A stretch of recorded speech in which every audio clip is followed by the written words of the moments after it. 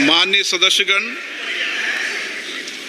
मुझे अपनी ओर से तथा सदन के माननीय सदस्यों की ओर से अंतर संसदीय संघ आईपीयू की प्रेसिडेंट और तंजानिया संयुक्त गणराज्य की नेशनल असेंबली के अध्यक्ष माननीय डॉक्टर तुलिया एक्सन का स्वागत करते हुए अत्यंत प्रसन्नता हो रही है।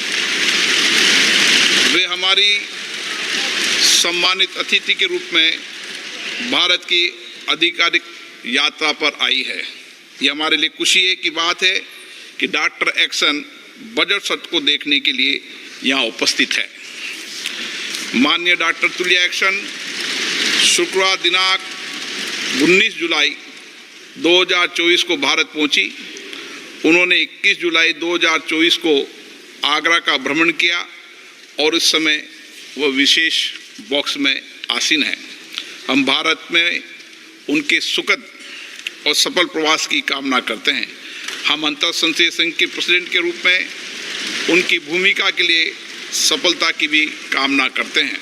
उनके माध्यम से हम तंजानिया गणराज्य की संसद के सदस्यों, तंजानिया की सरकार तथा वहाँ की मित्र जनता को बधाई और शुभकामनाएं देते हैं।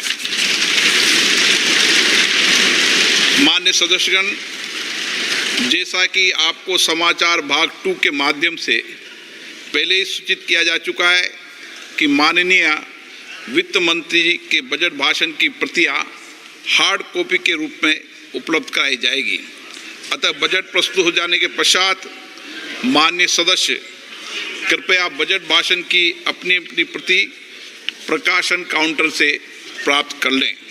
आपको ये भी सूचित किया जाता है कि माननीय मंत्री द्वारा बजट प्रस्तुत किए जाने के पश्चात बजट की प्रतियां आपको मेंबर्स पोर्टल के माध्यम से भी उपलब्ध करा दी जाएगी। माननीय वित्त मंत्री Shrimati Nirmala Sitharaman.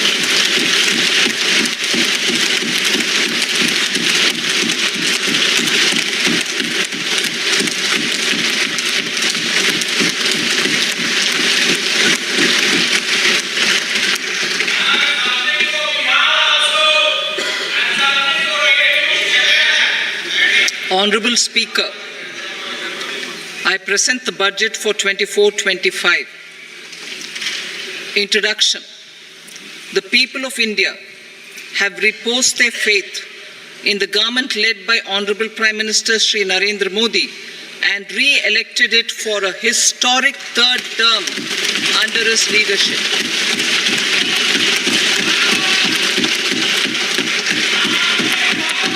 We are grateful for their support, faith, and trust in our policies.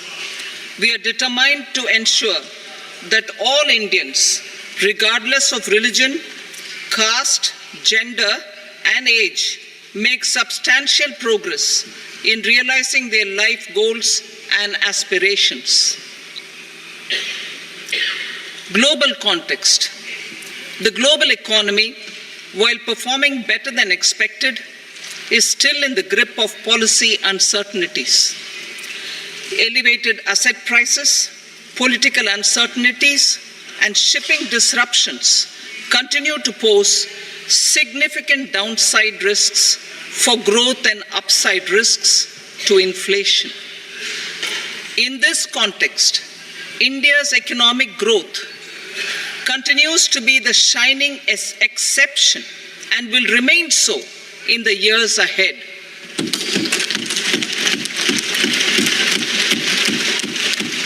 India's inflation continues to be low, stable, and moving towards the 4% target. Core inflation, that is non-food and non-fuel, currently is 3.1%. Steps are being taken to ensure supplies of perishable goods reach markets adequately. Interim budget. As mentioned in the interim budget, we need to focus on 4 major castes, namely the Garib, Mahilaye, Yuva, and Annadata, the poor, women, youth, and the farmer. For Annadata, we announced higher minimum support prices a month ago for all major crops, delivering on the promise of at least a 50% margin over costs. Pradhan Mantri Garib Kalyan Anna Yojana was extended for 5 years, benefiting more than 80 crore people. Administrative actions for approval and implementation of various schemes announced in the interim budget are well underway. The required allocations have been made. Budget theme. Turning attention to the full year and beyond in this budget, we particularly focus on employment, skilling, MSMEs, and the middle class. I am happy to announce the Prime Minister's package of 5 schemes and initiatives to facilitate employment, skilling, and other opportunities for 4.1 crore youth over a 5-year period,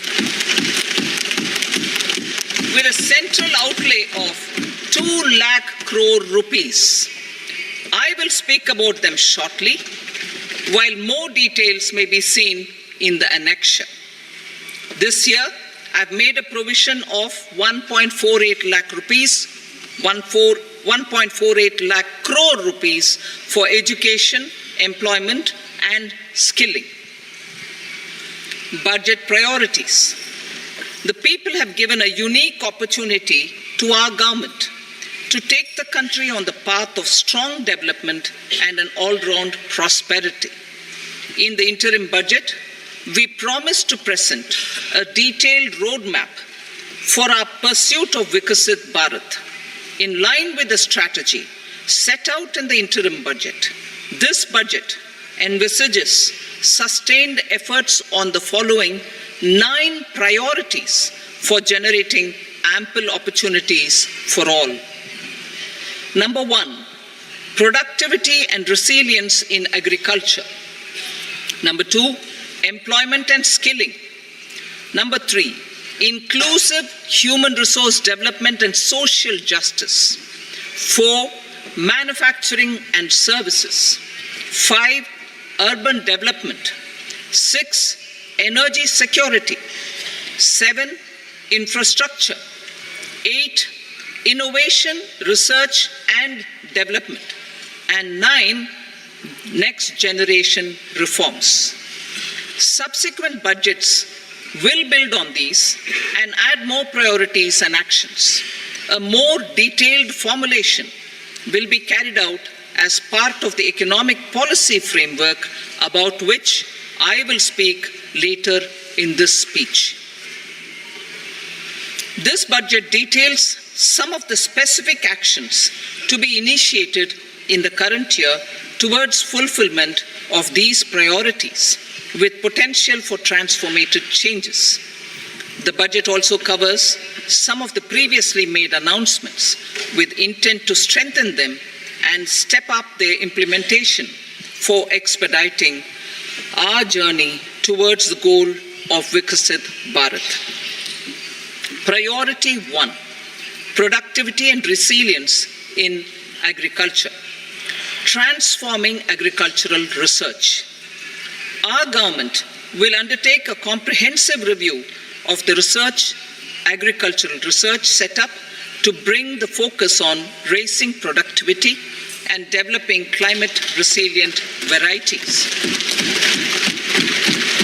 Funding will be provided in challenge mode, including to the private sector. Domain experts, both from the government and outside, will oversee the conduct of such research. Release of new varieties. New 109 high-yielding and climate-resilient varieties of 32 field and horticultural crops will be released for cultivation by farmers. Natural farming. In the next 2 years, 1 crore farmers across the country will be initiated into natural farming, supported by certification and branding. Implementation will be through scientific institutions and willing gram panchayats. 10,000 need-based bio-input resource centers will be established. Missions for pulses and oilseeds. For achieving self-sufficiency in pulses and oilseeds, we will strengthen their production, storage, and marketing. As announced in the interim budget, a strategy is being put in place to achieve Atmanirbharta for oilseeds such as mustard, groundnut, sesame, soybean, and sunflower. Vegetable production and supply chains. Large-scale clusters for vegetable production will be developed closer to major consumption centers. We will promote farmer-producer organizations, cooperatives, and startups for vegetable supply chains, including for collection and storage and marketing. Digital public infrastructure for agriculture. Buoyed by the success of the pilot project, our government, in partnership with the states, will facilitate the implementation of the digital public infrastructure in agriculture for coverage of farmers and their lands in 3 years. During this year, digital crop survey for Kharif using the DPI will be taken up in 400 districts. The details of 6 crore farmers and their lands will be brought into the farmer and land registries. Further, the issuance of Jan Samarth-based Kisan credit cards will be enabled in 5 states. Shrimp production and export. Financial support for setting up a network of nucleus breeding centers for shrimp brood stocks will be provided. Financing for shrimp farming, processing, and export will be facilitated through NABARD. National Cooperation Policy. Our government will bring out a national cooperation policy for systematic, orderly, and all-round development of the cooperative sector, fast-tracking growth of rural economy and generation of employment opportunities on a large scale will be the policy goal.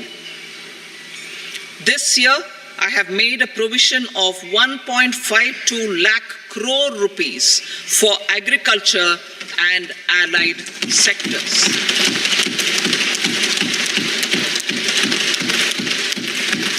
Priority 2, employment and skilling. Employment-linked incentive. Our government will implement following 3 schemes for employment-linked incentive as part of the Prime Minister's package. These will be based on enrollment in the EPFO and focus on recognition of first-time employees and support to employees and employers. Scheme A, first-timers. This scheme will provide 1 month wage to all persons newly entering the workforce in all formal sectors.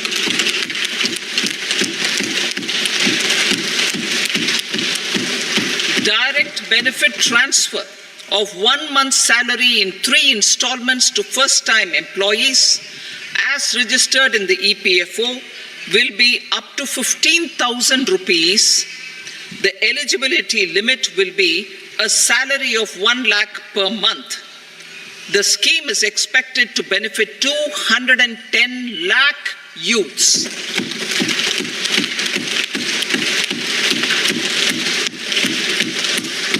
Scheme B, job creation in manufacturing.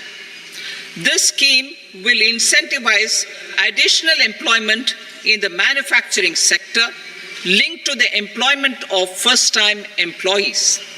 An incentive will be provided at specified scale directly both to the employee and the employer with respect to their EPFO contribution in the first 4 years of employment.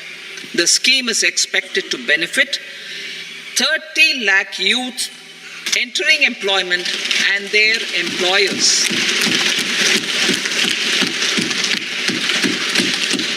Scheme C, support to employers. This employer-focused scheme will cover additional employment in all sectors. All additional employment within a salary of 1 lakh rupee per month will be counted. The government will reimburse to employers up to 3,000 rupees per month for 2 years towards the EPFO contribution for each additional employee. The scheme is expected to incentivize additional employment of 50 lakh persons.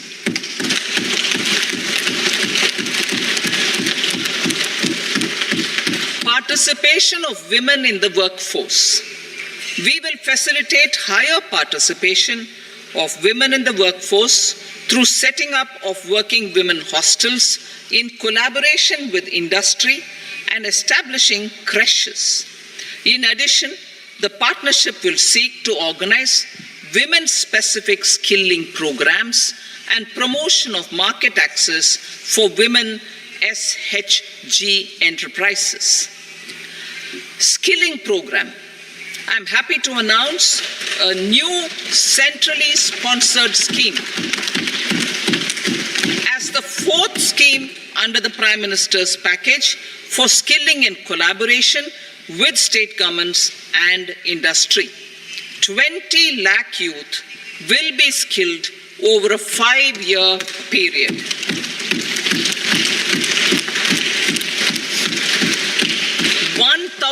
Industrial training institutes will be upgraded in hub and spoke arrangements with outcome orientation. Course content and design will be aligned to the skill needs of industry, and new courses will be introduced for emerging needs. Skilling loans. The model skill loan scheme will be revised to facilitate loans up to 7.5 lakh rupees with a guarantee from a government-promoted fund. This measure is expected to help 25,000 students every year.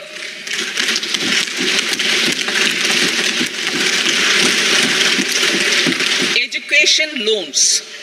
For helping our youth who have not been eligible for any benefit under government schemes and policies, I am happy to announce a financial support for loans up to 10 lakh rupees for higher education in domestic institutions.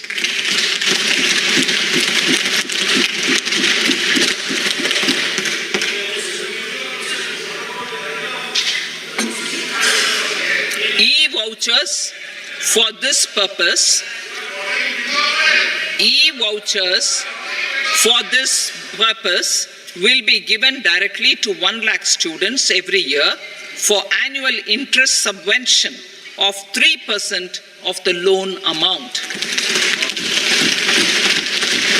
Priority 3, inclusive human resource development and social justice, saturation approach. Our government is committed to all-round, all-pervasive and all-inclusive development of people, particularly farmers, youth, women, and the poor. For achieving social justice comprehensively, the saturation approach of covering all eligible people through various programs, including those for education and health, will be adopted to empower them by improving their capabilities. Implementation of schemes meant for supporting economic activities by craftsmen, artisans, self-help groups, scheduled caste, scheduled tribe, and women entrepreneurs and street vendors such as the PM Vishwakarma, PM Swanidhi, National Livelihood Missions, and Stand Up India will be stepped up. Purvodaya. The states in the eastern part of the country are rich in endowments and have strong cultural traditions. We will formulate a plan, Purvodaya, for the all-round development of the eastern region of the country, covering Bihar, Jharkhand, West Bengal, Odisha, and Andhra Pradesh. This will cover human resource development, infrastructure, and generation of economic opportunities to make the region an engine to attain Vikasit Bharat. On the Amritsar-Kolkata Industrial Corridor, we will support development of an industrial node at Gaya. This corridor will catalyze industrial development of the eastern region. The industrial node at Gaya will also be a good model for developing our ancient centers of cultural importance into future centers of modern economy. This model shall showcase Vikas B, Virasat B in our growth trajectory. We will also support development of road connectivity projects, namely 1. Patna-Purnia Expressway, 2. Buxar-Bhagalpur Expressway, 3. Bodh Gaya, Rajgir, Vaishali and Darbhanga spurs, and 4. Additional 2-lane bridge over River Ganga at Buxar at a total cost of 26,000 crore rupees.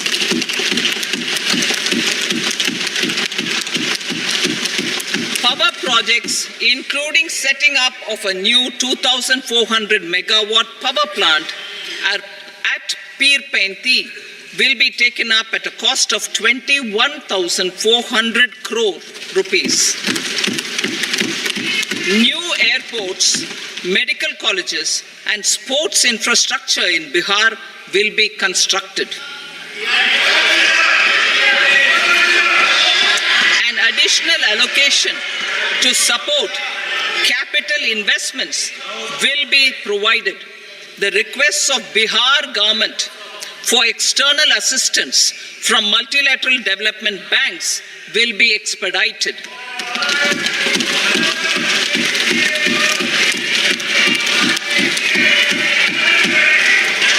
Andhra Pradesh Reorganization Act. Our government has made concerted efforts to fulfill the commitments in Andhra Pradesh Reorganization Act. Recognizing the state's need for the capital, recognizing the state's need for a capital, we will facilitate special financial support through multilateral development agencies. In the current financial year, 15,000 crore rupees will be arranged with additional amounts in future years.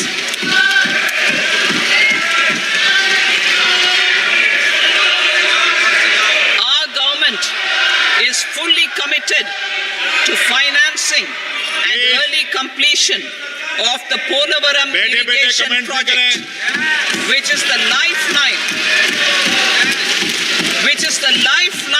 for Andhra Pradesh and its farmers.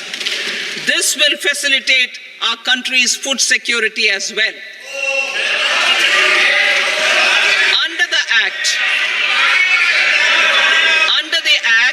Andhra Pradesh Reorganization Act, for promoting industrial development, funds will be provided for essential infrastructure such as water, power, railways, and roads.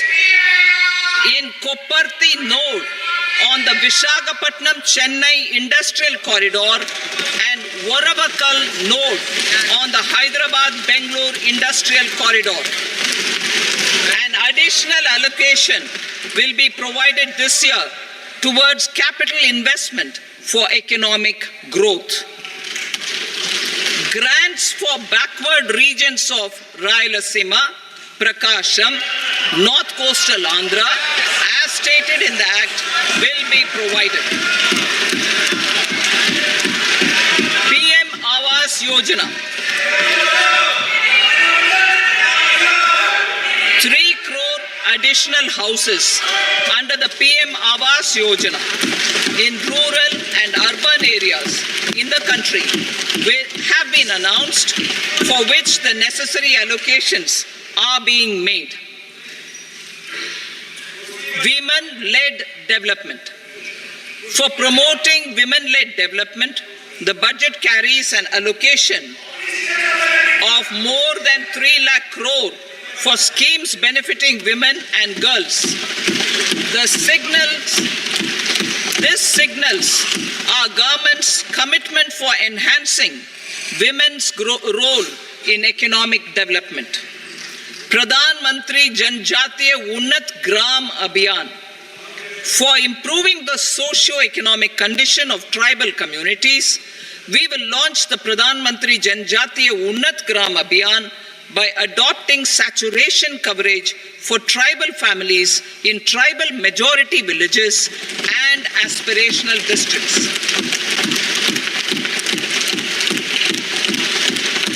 This will cover 63,000 villages, benefiting 5 crore tribal people. Bank branches in northeastern region. More than 100 branches of India Post Payment Bank will be set up in the northeast region to expand the banking services. This year, I have made a provision of 2.66 lakh crore rupees for rural development, including rural infrastructure.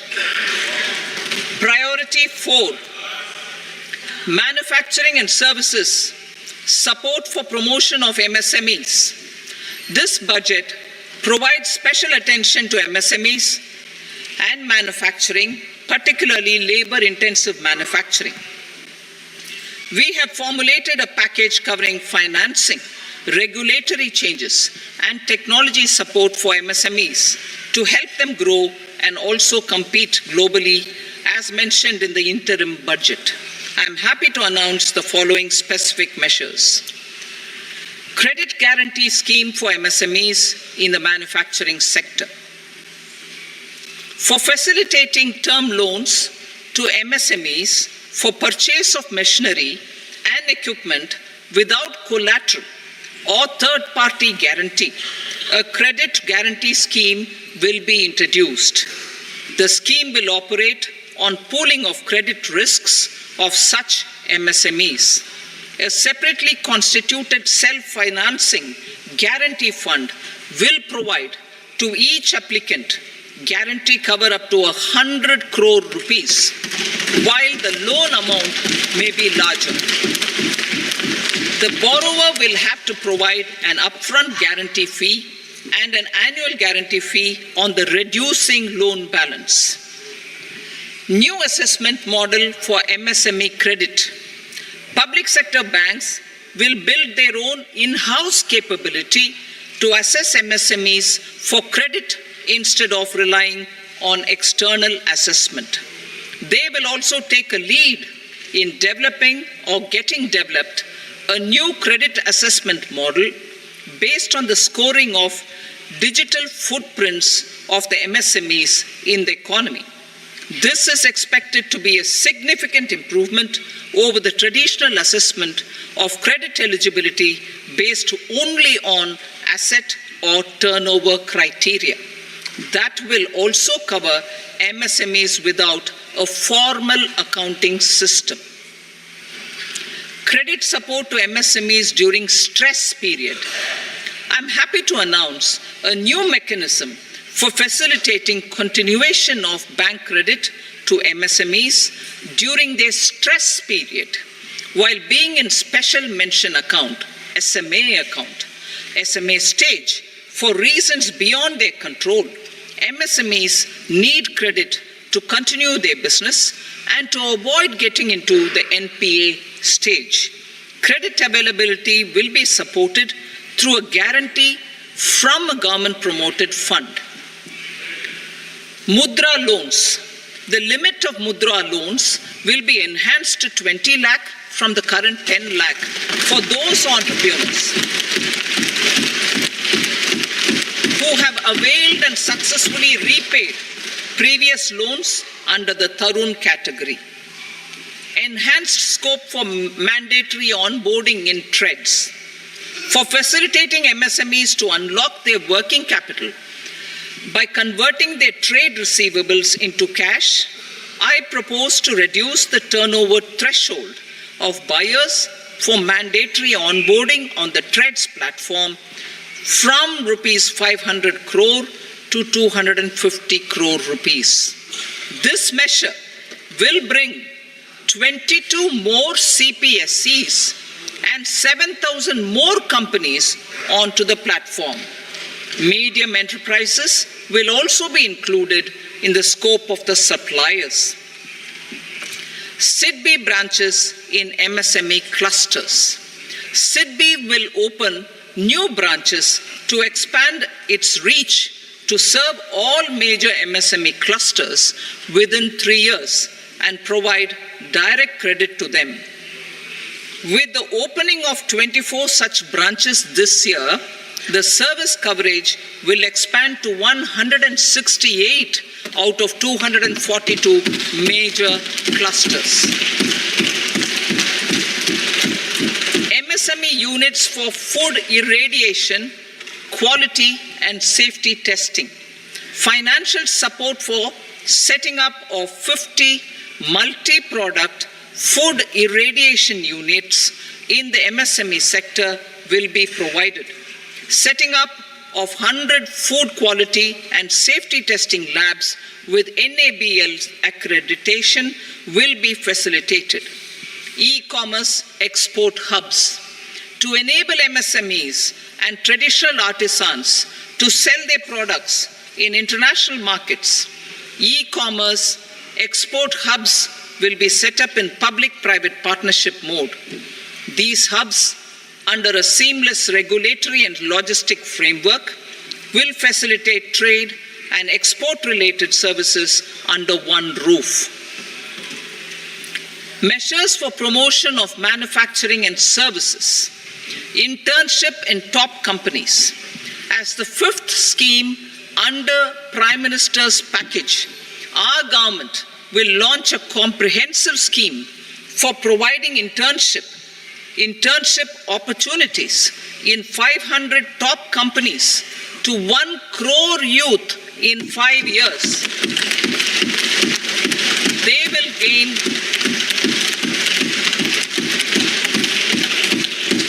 will gain exposure for 12 months to real-life business environment, varied professions, and employment opportunities. An internship allowance of 5,000 per month, 5,000 rupees per month, along with a one-time assistance of 6,000 rupees will be provided. Companies will be expected to bear the training cost and 10% of their internship cost from their CSR funds. Industrial parks. Our government will facilitate development of investment-ready, plug-and-play industrial parks with complete infrastructure in or near 100 cities in partnership with the states and private sector by better using town planning schemes. 12 industrial parks under the National Industrial Corridor Development Program also will be sanctioned.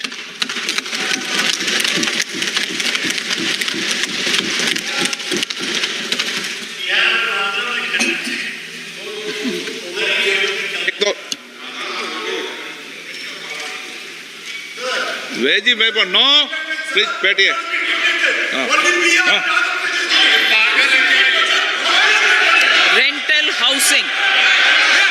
Rental housing with dormitory type accommodation for industrial workers will be, just 1 minute. Rental housing, I repeat, rental housing with dormitory type accommodation for industrial workers will be facilitated in PPP mode with VGF support and commitment from anchor industries. Shipping industry, ownership, leasing and flagging reforms will be implemented to improve the share of Indian shipping industry and generate more employment. Critical mineral mission. We will set up a critical mineral mission for domestic production, recycling of critical minerals and overseas acquisition of critical mineral assets. Its mandate will include technology development, skilled workforce, extended producer responsibility framework, and a suitable financing mechanism. Offshore mining of minerals. Our government will launch the auction of the first tranche of offshore blocks for mining, building on the exploration already carried out. Digital public infrastructure applications. Turning to the services sector, I propose development of DPI applications at population scale for productivity gains, business opportunities, and innovation by the private sector. These are planned in the areas of credit, e-commerce, education, health, law and justice, logistics, MSME service delivery, and urban governance. Integrated technology platform for IBC ecosystem. An integrated technology platform will be set up for improving the outcomes under the Insolvency Bankruptcy Code for achieving consistency, transparency, timely processing, and better oversight for all stakeholders.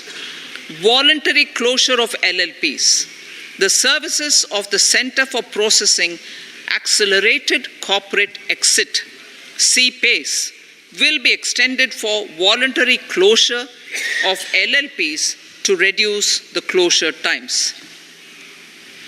National Company Law Tribunals. The IBC has resolved more than 1,000 companies, resulting in direct recovery of 3.3 lakh crore to creditors. 3.3 lakh crore rupees to creditors. In addition, 28,000 cases involving over 10 lakh crore rupees have been disposed of even prior to admission.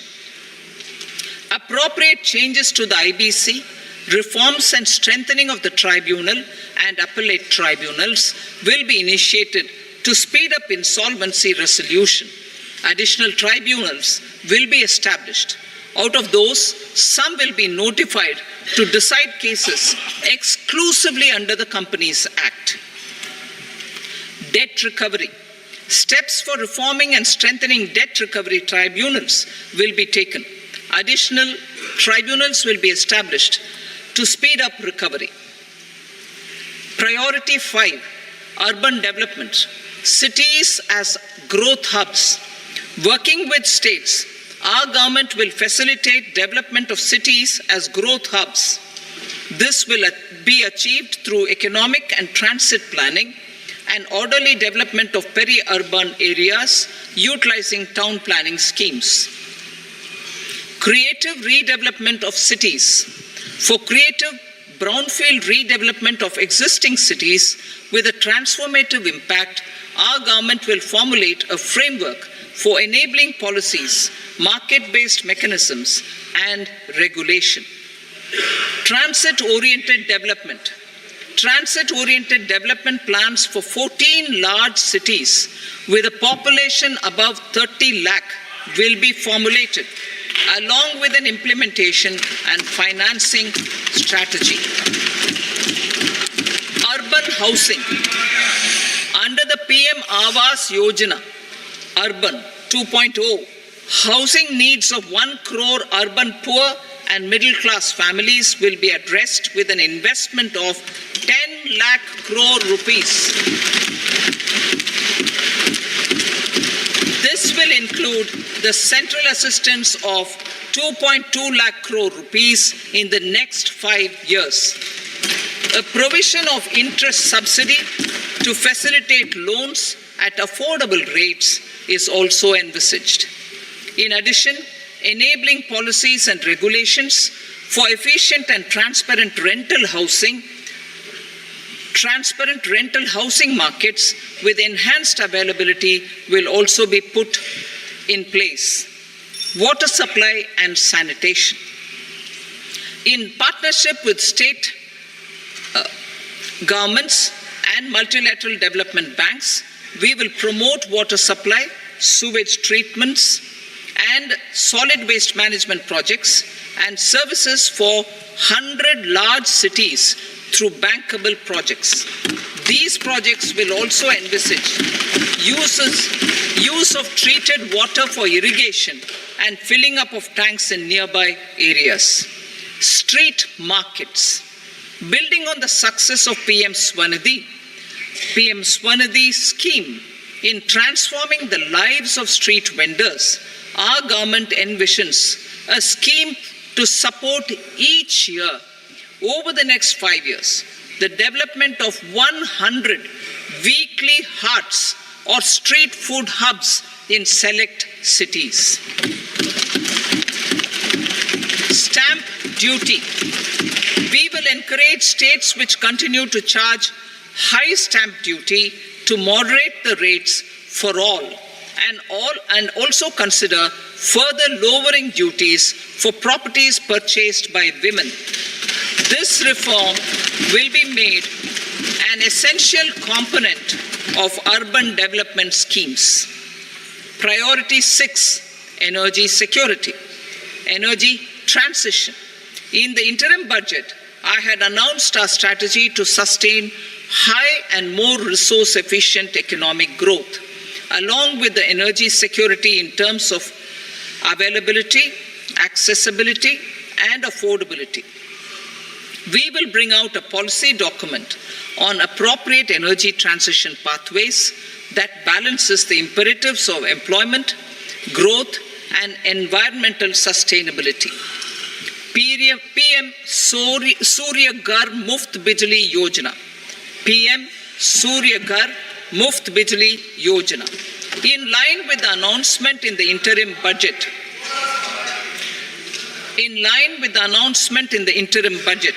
PM Surya Ghar Muft Bijli Yojana has been launched to install rooftop solar plants to enable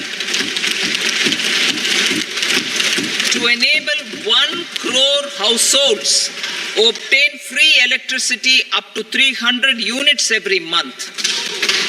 The scheme has generated remarkable response with more than 1.28 crore registrations and 14 lakh applications, and we will further encourage it. Pumped storage policy. A policy for promoting pumped storage projects will be brought out for electricity storage and facilitating smooth integration of the growing share of renewable energy with its variable and intermittent nature in the overall energy mix. Research and development of small and modular nuclear reactors. Nuclear energy is expected to form a very significant part of the energy mix for Vikasit Bharat. Towards that pursuit, our government will partner with the private sector for 1. Setting up Bharat Small Reactors. 2. Research and development of Bharat Small Modular Reactor. And 3. Research and development of newer technologies for nuclear energy.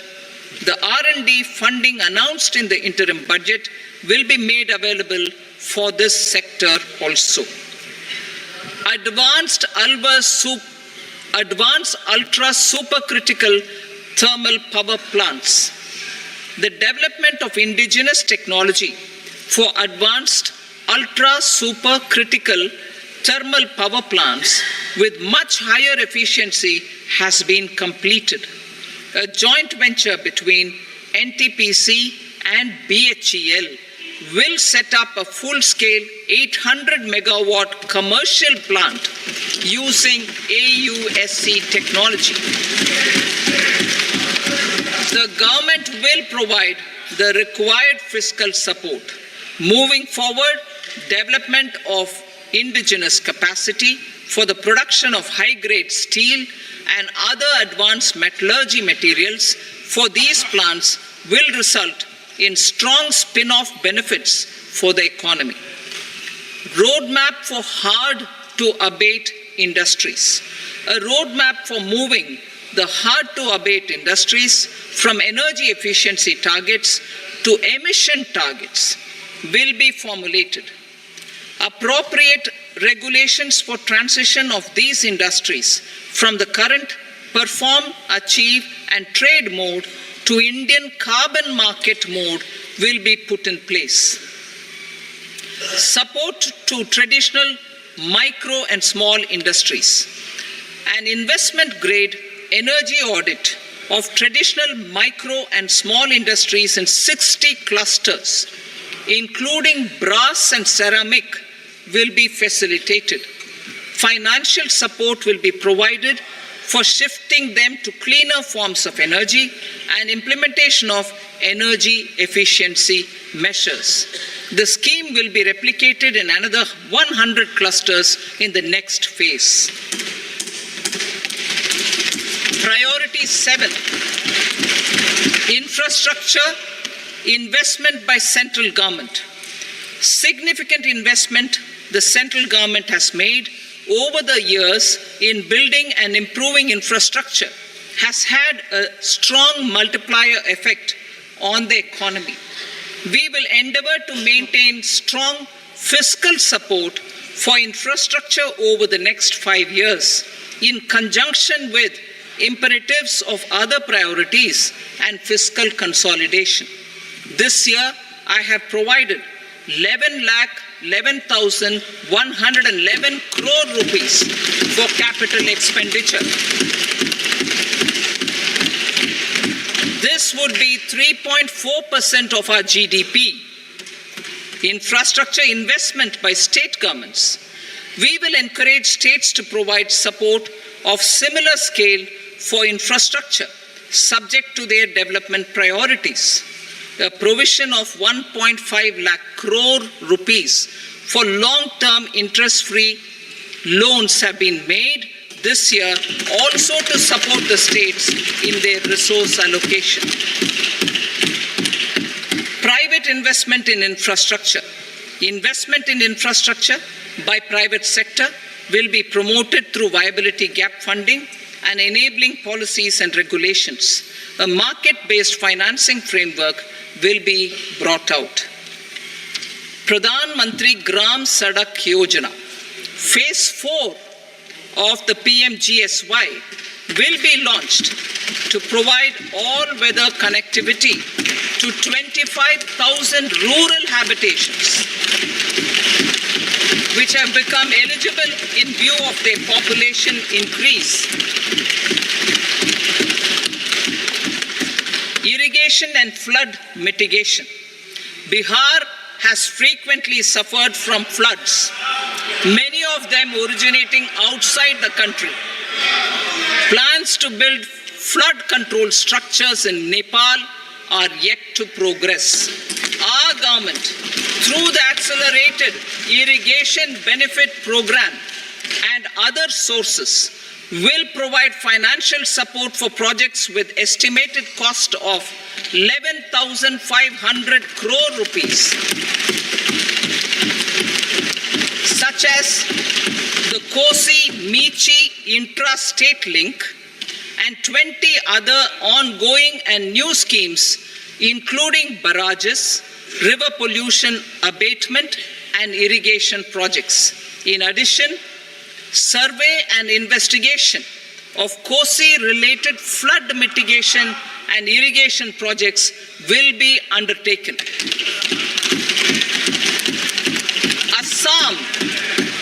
Assam grapples with floods every year by the Brahmaputra River and its tributaries originating outside India. We will provide assistance to Assam for flood management and related projects.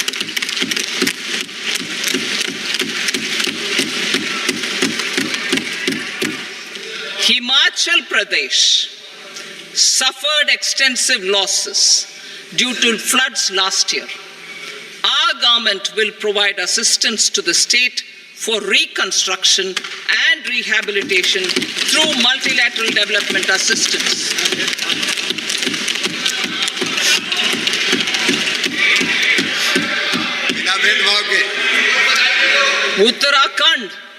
Uttarakhand too suffered losses due to cloudbursts and massive landslides.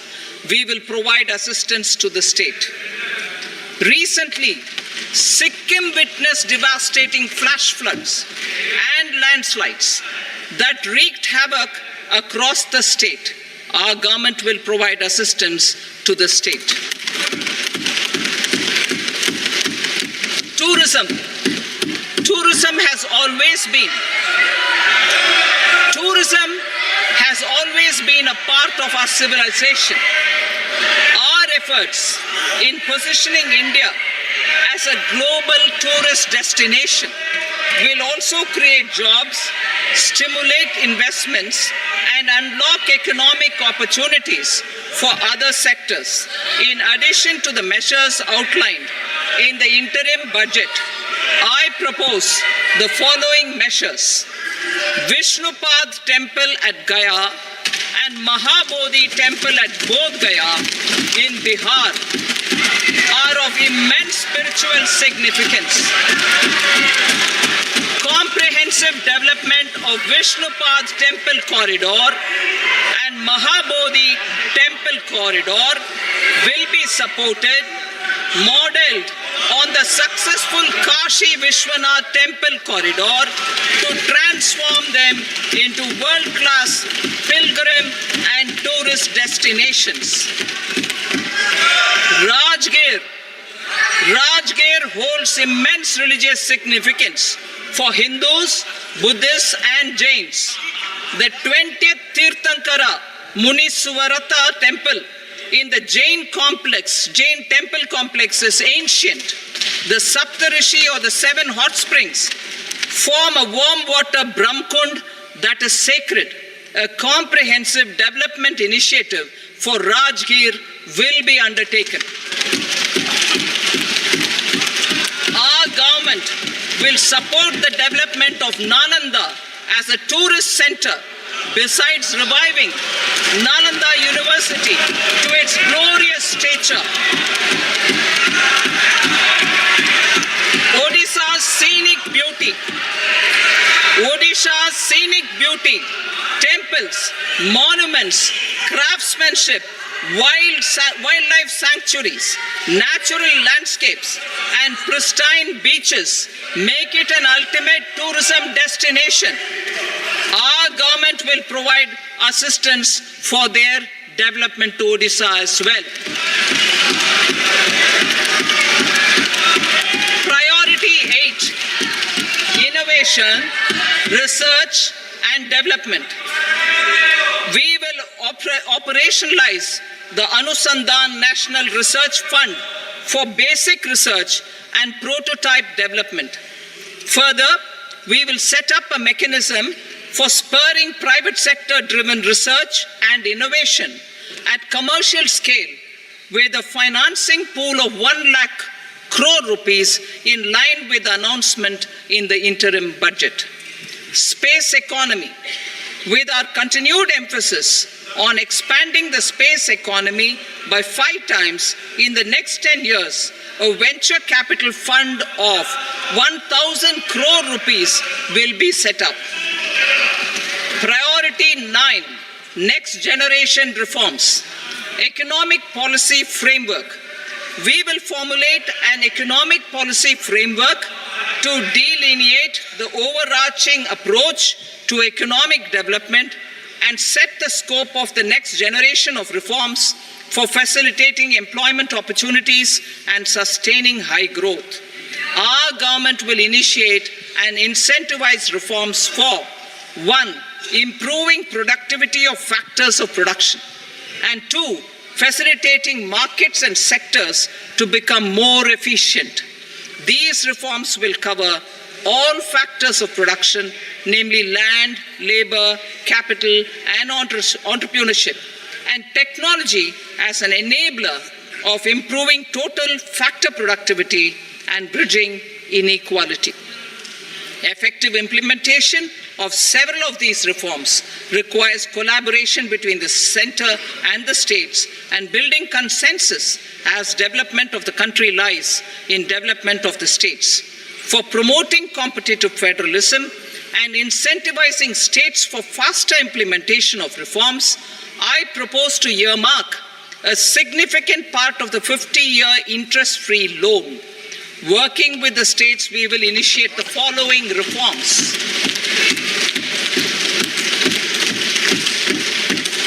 Land-related reforms and actions, both in the rural and urban areas, will cover land administration, will cover 1. Land administration, planning and management, and 2.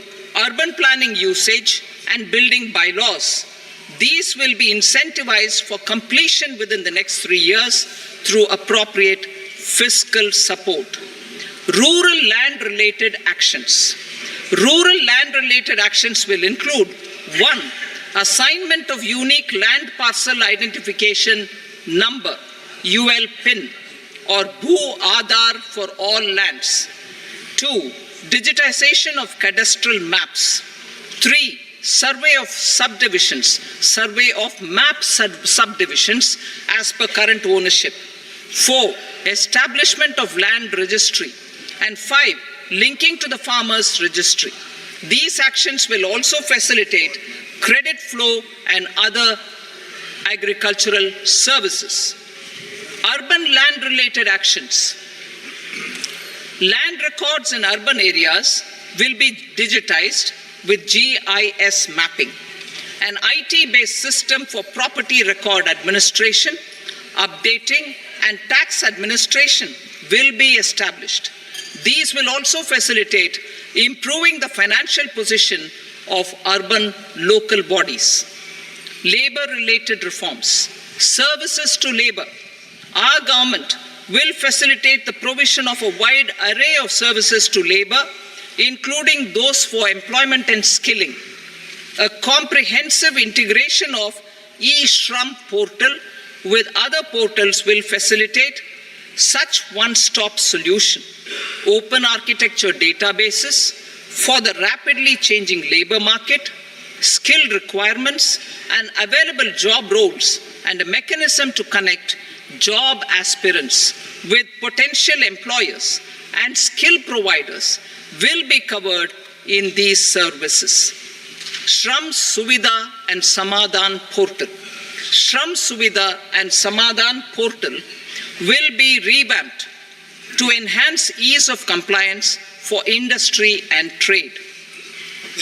Capital and entrepreneurship related reforms. Financial sector vision and strategy. For meeting financing needs of the economy, our government will bring out a financial sector vision and strategy document to prepare the sector in terms of size, capacity, and skills. This will set the agenda for the next 5 years and guide the work of the government, regulators, financial institutions, and market participants. Taxonomy for climate finance. We will develop taxonomy for climate finance for enhancing the availability of capital for climate adaptation and mitigation. This will support achievement of the country's climate commitments and green transition. Variable capital company structure. We will seek the required legislative approval for providing an efficient and flexible mode for financing leasing of aircrafts and ships and pooled funds of private equity through a variable company structure. Foreign direct investments and overseas investment. The rules and regulations for foreign direct investment and overseas investments will be simplified to 1. Facilitate foreign direct investments, 2. Nudge prioritization, and 3. Promote opportunities for using Indian rupee as a currency for overseas investment. NPS Vatsalya. NPS Vatsalya, a plan for contribution by parents and guardians for minors, will be started. On attaining the age of majority, the plan can be converted seamlessly into a normal NPS account. Use of technology. We have successfully used technology for improving productivity and bridging inequality in our economy during the past 10 years. Public investment in digital infrastructure and innovations by the private sector have helped in improving access of all citizens, particularly the common people, to market resources, education, health and services. We will step up adoption of technology towards digitalization of the economy. Ease of doing business. For enhancing ease of doing business, we are already working on the Jan Vishwas Bill 2.0. Further, states will be incentivized for implementation of the business reforms, action plans, and digitalization. Data and statistics. For improving data governance, collection, processing and management of data and statistics, different sectoral databases, including those established under the Digital India Mission, will be utilized with active use of technology tools. New pension scheme. The committee to review the NPS has made considerable progress in its work. I am happy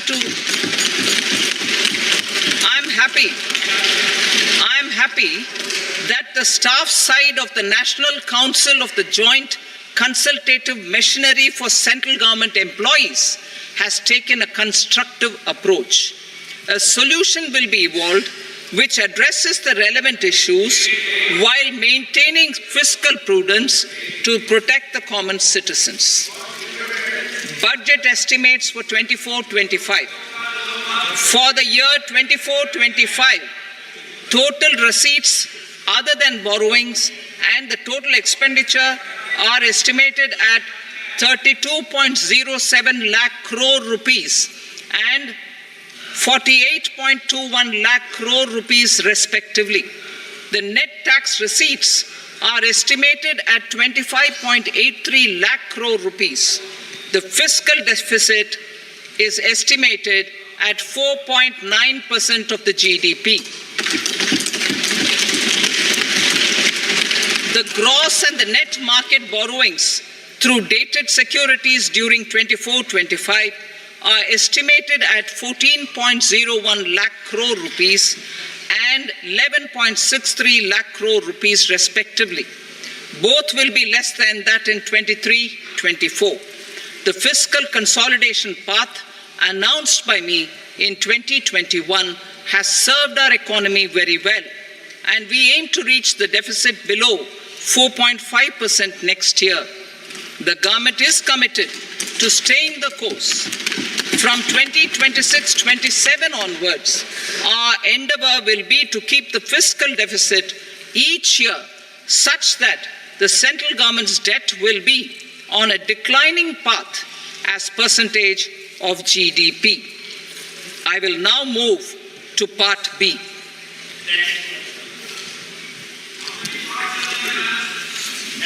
Indirect taxes. Sir, I start with GST. It has decreased tax incidence on the common man, reduced compliance burden and logistics cost for trade and industry, and enhanced revenues of the central and the state governments. It is a success of vast proportions. To multiply the benefits of GST, we will strive to further simplify and rationalize the tax structure and endeavor to expand it to the remaining sectors. My proposals for customs duties intend to support domestic manufacturing, deepen local value addition, promote export competitiveness, and simplify taxation while keeping the interest of the general public and consumers paramount. In Budget 22-23, we reduced the number of customs duty rates. I propose to undertake a comprehensive review of the rate structure over the next 6 months to rationalize and simplify it for ease of trade, removal of duty inversion, and reduction of disputes. I shall now take up sector-specific customs duty proposals. Medicine and medical equipments. To provide relief to cancer patients, I propose to fully exempt 3 more medicines from customs duties.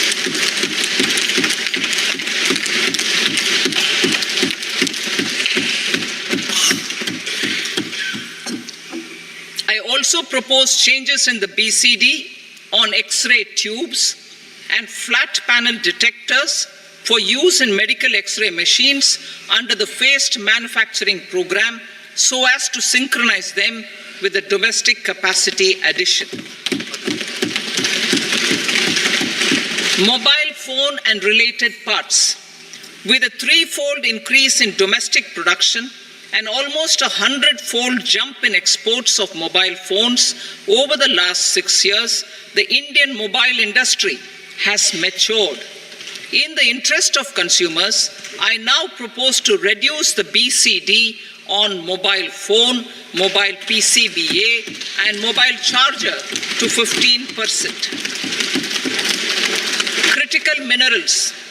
Minerals such as lithium, copper, cobalt, and rare earth elements are critical for sectors like nuclear energy, renewable energy, space, defense, telecommunications, and high-tech electronics. I propose to fully exempt customs duties on 25 critical minerals and reduce BCD on 2 of them. This will provide a major fillip to the processing and refining of such minerals and help secure their availability for these strategic and important sectors. Solar energy. Energy transition is critical in the fight against climate change. To support energy transition, I propose to expand the list of exempted capital goods for use in the manufacture of solar cells and panels in the country. Further, in view of sufficient domestic manufacturing capacity of solar gas, glass, and tinned copper interconnect, I propose not to extend the exemption of custom duties provided to them. Marine products. India's seafood exports in the last financial year touched an all-time high of more than 60,000 crores of rupees. Frozen shrimp accounted for about 2/3 of these exports.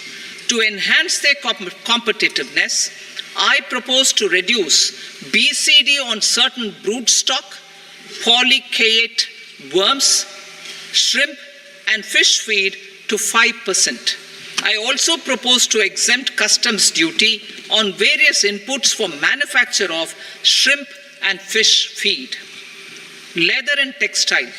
Similarly, to enhance the competitiveness of exports in the leather and textile sectors, I propose to reduce BCD on real down-filling material from duck or goose. I am also making additions to the list of exempted goods for manufacture of leather and textile garments, footwear, and other leather articles for export. To rectify inversion in duty, I propose to reduce BCD subject to conditions on methylene diphenyl diisocyanate, MDI, for manufacture of spandex yarn from 7.5 to 5%. Furthermore, the export duty structure on raw hides, skin, and leather is proposed to be simplified and rationalized. Precious metals. To enhance domestic value addition in gold and precious metal jewelry in the country, I propose to reduce customs duties on gold and silver to 6% and that of platinum to 6.4%. Other metals. Steel and copper are important raw materials. To reduce their cost of production, I propose to remove the BCD on ferronickel and blister copper. I am also continuing with nil BCD on ferrous scrap and nickel cathode and concessional BCD of 2.5% on copper scrap. Electronics. To increase value addition in the domestic electronics industry, I propose to remove the BCD subject to conditions on oxygen-free copper for manufacture of resistors. I also propose to exempt certain parts for manufacture of connectors. Chemicals and petrochemicals. To support existing and new capacities in the pipeline, I propose to increase the BCD on ammonium nitrate from 7.5% to 10%. Plastics. PVC flex banners are non-biodegradable and hazardous for environment and health. To curb their imports, I propose to raise the BCD on them from 10 to 25%. Telecommunication equipment. To incentivize domestic manufacturing, I propose to increase the BCD from 10 to 15% on PCBA of specified telecom equipment. Trade facilitation. To promote domestic aviation and boat and ship MRO, I propose to extend the period for export of goods imported for repairs from 6 months to 1 year. I'll read that again. To promote domestic aviation and boat and ship maintenance, repair and operations, I propose to extend the period for export of goods imported for repairs from 6 months to 1 year. In the same vein, I propose to extend the time limit for re-import of goods for repairs under warranty from 3 to 5 years. I now move to direct taxes. We will continue our efforts to simplify taxes, improve taxpayer services, provide tax certainty, and reduce litigation while enhancing revenues for funding the development and welfare schemes of the government. It has been our endeavor to simplify taxation. We have taken a number of measures in the last few years, including introduction of simplified tax regimes without exemptions and deductions for corporate tax and for personal income tax. This has been appreciated by taxpayers.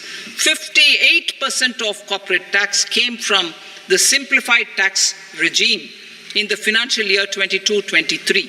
Similarly, as per data available till now, for the last fiscal, more than 2/3 have availed the new personal income tax regime. Comprehensive review of the Income Tax Act. I am now announcing a comprehensive review of the Income Tax Act 1961. The purpose is to make the Act concise, lucid, easy to read and understand. This will reduce disputes and litigation, thereby providing tax certainty to the taxpayers. I will also bring down the demand embroiled in litigation. It is proposed to be completed in 6 months. A beginning is being made in the finance bill by simplifying the tax regime for charities, tedious rate structures, provisions of reassessment and such provisions, and capital gains taxation. Simplification for charities and tedious. Two tax exemption regimes. The two tax exemption regimes for charities are proposed to be merged into one. The 5% tedious rate on many payments is being merged into the 2% tedious rate, and the 20% tedious rate on repurchase of units by mutual funds or UTI is being withdrawn. Tedious rate on e-commerce operators is proposed to be reduced from 1 to 0.1%. Moreover, credit of TCS is proposed to be given in the TDS to be deducted on salary. Further, I propose to decriminalize delay for payment of TDS up to the due date of filing statement for the same. I also plan to provide a standard operating procedure for TDS defaults and simplify and rationalize the compounding guidelines for such defaults. Simplification of reassessment. I propose to thoroughly simplify the provisions for reopening and reassessment. An assessment hereinafter can be reopened beyond 3 years from the end of the assessment year only if the escaped income is 50 lakh rupees or more, up to a maximum period of 5 years from the end of the assessment year. Even in such cases, a time limit of 6 years before the year of the search, as against the existing time limit of 10 years, is being proposed. This will reduce tax uncertainty and disputes. Simplification and rationalization of capital gains. Capital gains taxation is also proposed to be hugely simplified. Short-term gains on certain financial assets shall henceforth attract a tax rate of 20%, while that on all other financial assets and all non-financial assets shall continue to attract the applicable tax rate. Long-term gains on all financial and non-financial assets, on the other hand, will attract a tax rate of 12.5%. For the benefit of the lower and the middle income classes, I propose to increase the limit of exemption of capital gains on certain financial assets to 1.25 lakh rupees per year. Listed financial assets held for more than a year will be classified as long-term, while unlisted financial assets and all non-financial assets will have to be held for at least 2 years to be classified as long-term. Unlisted bonds and debentures, debt mutual funds, and market-linked debentures, irrespective of holding period, however, will attract tax on capital gains at applicable rates. Taxpayer services. All the major taxpayer services under GST and most services under customs and income tax have been digitalized. All remaining services of customs and income tax, including rectification and order giving effect to appellate orders, shall be digitalized and made paperless over the next 2 years. Litigation and appeals. While our concerted efforts to reduce pendency of appeals at various appellate fora are beginning to show good results, it will continue to engage our highest attention. To dispose of the backlog of first appeals, I plan to deploy more officers to hear and decide such appeals, especially those with large tax effect. For resolution of certain income tax disputes pending in appeal, I am also proposing Vivad Se Vishwas Scheme 2024.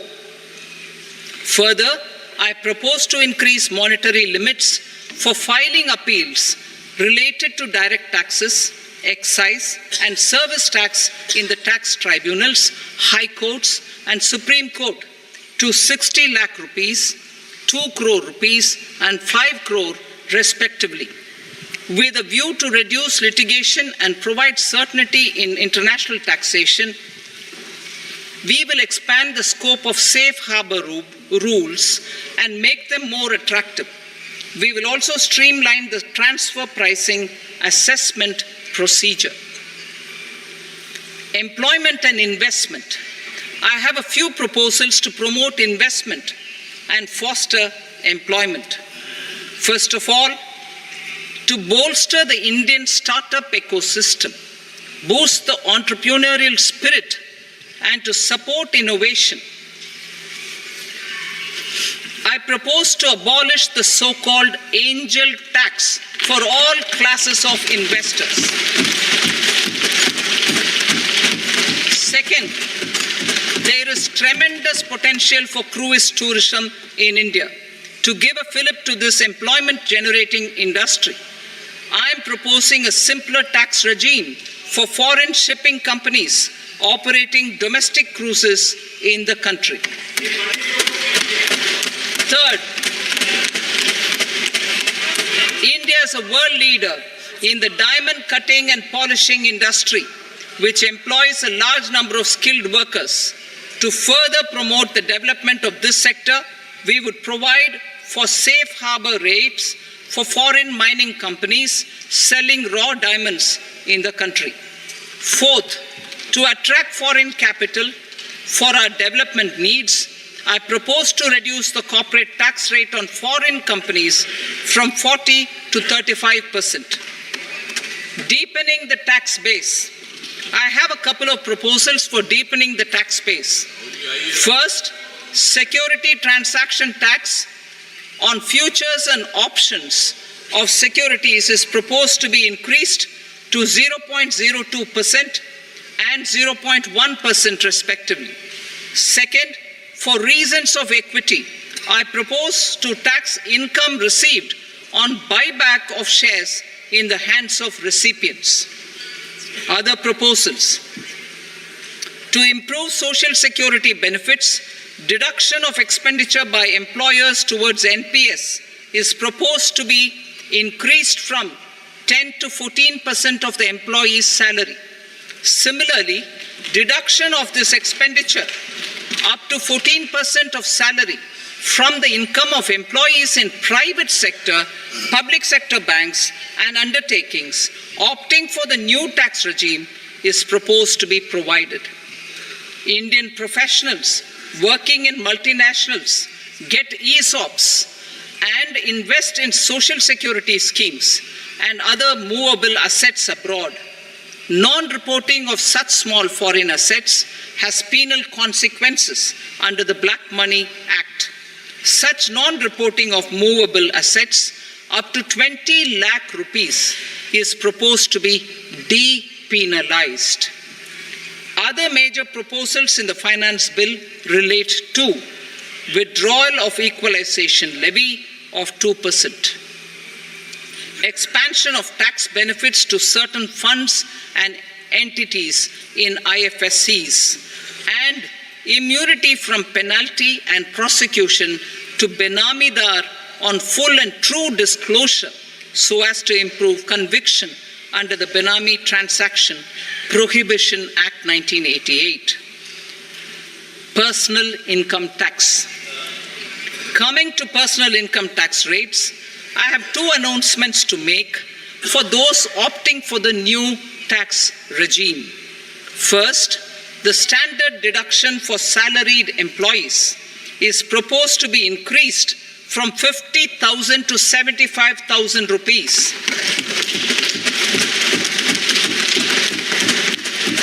Similarly, deduction on family pension for pensioners is proposed to be enhanced from 15,000 to 25,000 rupees. This will provide relief to about 4 crore salaried individuals and pensioners.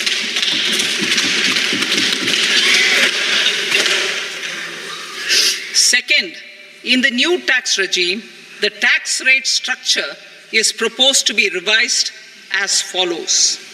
0 to 3 lakh rupees, nil. 3 to 7 lakh rupees, 5%. 7 to 10 lakh rupees, 10%. 10 to 12 lakh rupees, 15%. 12 to 15 lakh rupees, 20%. And above 15 lakh rupees, 30%. As a result of these changes, a salaried employee in the new tax regime stands to save up to 17,500 rupees in income tax.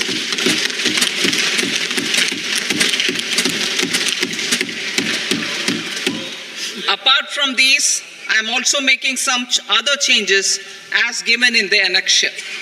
As a result of these proposals, revenue of about 37,000 crore, That is 29,000 crore in direct taxes and 8,000 crore in indirect taxes will be foregone, while revenue of about 30,000 crore rupees will be additionally mobilized. Thus, the total revenue foregone is about 7,000 crores annually. Mr. Speaker, sir, with this, I commend the budget to this august House. Jai Hind.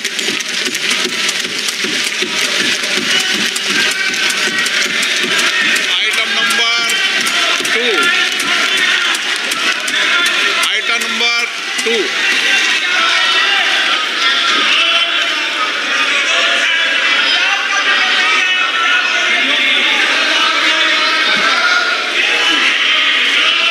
Sir, with your permission, I rise to lay on the table the following statements under Section 3 of the Fiscal Responsibility and Budget Management, FRBM Act 2003, Medium-Term Fiscal Policy cum Fiscal Policy Strategy Statement and Macroeconomic Framework Statement. Item number 3. Sir, with your permission, I rise to move for leave to introduce the Finance Number 2 Bill 2024. प्रश्न ये कि विधेयक को पुनर्स्थापित करने की अनुमति प्रदान की जाए। जो सदस्य इसके पक्ष में हाँ कहें, जो सदस्य विरोध में ना कहें। मेरे विचार में निर्णय हाँ वालों के पक्ष में अनुमति प्रदान की जाती है। माननीय मंत्री जी, अब विधेयक पुनर्स्थापित करें। Sir, I introduce the bill. Item number 4. The Union Territory of Jammu and Kashmir budget. Sir, I rise to present a statement, Hindi and English versions, of the estimated receipts and expenditure of the Union Territory of Jammu and Kashmir for the year 24-25. सभा की कार्रवाई कल बुधवार दिनांक 24 जुलाई 2024 को प्राप्त 11 बजे तक के लिए